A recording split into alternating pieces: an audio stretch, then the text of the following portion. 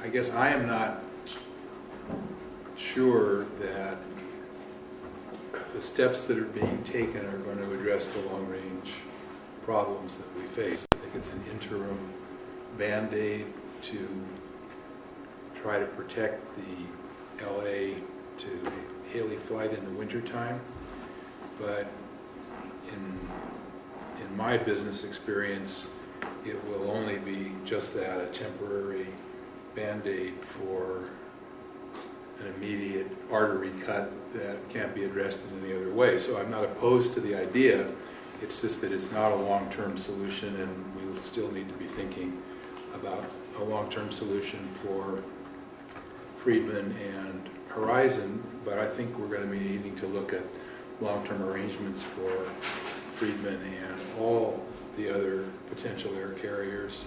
And at some point we need to have a discussion about how all of what's taking place today will impact our search for a new airport. I'm hoping that the energy shortage and the high cost of energy will be addressed at some point, and that it's just a temporary aberration, but it doesn't look like it, and it doesn't feel like it. And so maybe we need to be thinking about what our long-term future is going to be as a result of that.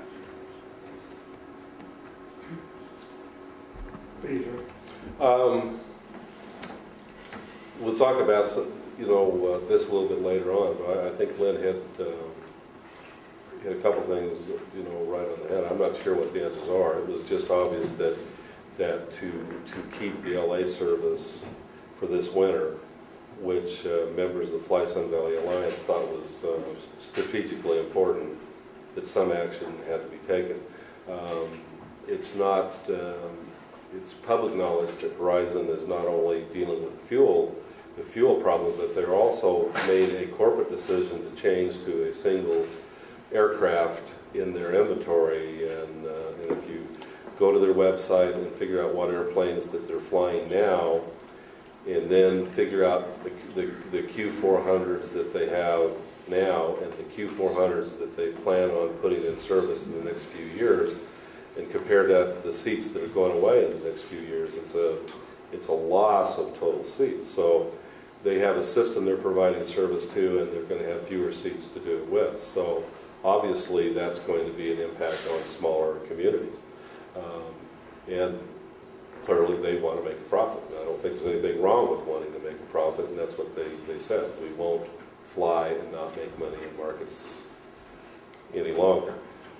So from what I'm reading nationally, this is something that's happening all over. I heard a report on the radio yesterday on the way to work that experts are anticipating that the top third airports in the country in the next 12 months will see a 15 to 20% reduction in seats going through their airport. And probably the scary is that analysts are saying that there will be 100 communities, small communities in this country that won't have air service that have, in 6 months, that have air service today. Now, I don't know if all that's true, and I don't know who's signing their name to that, but I can tell you on the vacation, I guess you'd call it, that I just took, every flight was full, and it seemed like there was fewer people in the terminals and in areas to provide you service, and just about everything that you wanted to do, or that you got on the airline cost money. So they're definitely making some strides to make it through this difficult period of time.